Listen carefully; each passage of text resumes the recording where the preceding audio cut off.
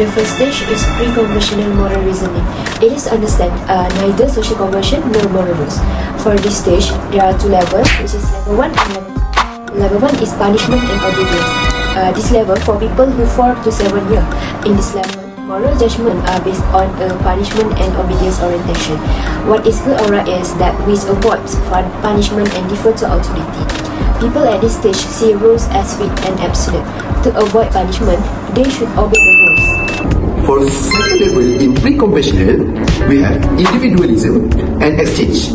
Moral judgment are based on what satisfies one's own needs. What is right is what I need, what is wrong is what I get punished for.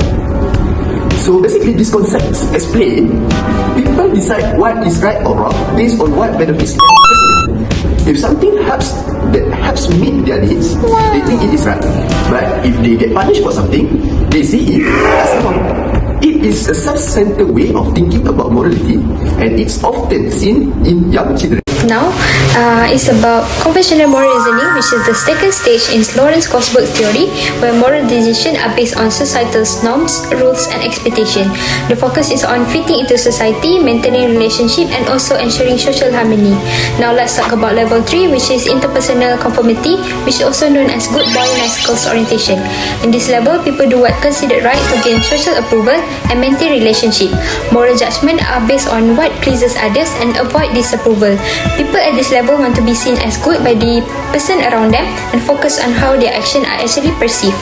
There are 3 characteristics on this level, which is focus on relationship, where people make decisions to maintain their relationship with family, friend, or peers. And then the second characteristic is that approval is matters. People want to be liked or behave in a way that earns social approval. Lastly, intention are also important. People consider intention behind an action, and if intention is good, then the action is seen as morally right.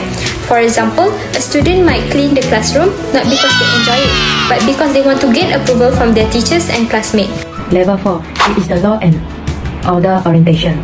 This level involves the 7 to 10 years children. They make the moral judgment based on a law and order orientation. They will think about what is good or right, is doing one duty. They will also follow the fit rule and acting to maintain the social order. For example, before they want to go into the classroom or they want to buy the food at canteen, they will make a line up outside the classroom or in front of the canteen because they know it is a one of the rule. So they will follow all the rules in the school. In level 4, people will also make decisions based on the law or rule. For example, the man knows the stealing is wrong behavior, so he will obey the law because the stealing is a crime. Let's talk about the third stage, post-conversational. There are level 5 and level 6. For level 5, it's about social contract.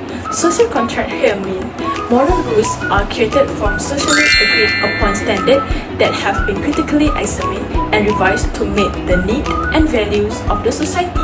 For example, someone might break the law if they think it's unfair for them, like protesting against discrimination, because justice and fairness matter more than the law itself.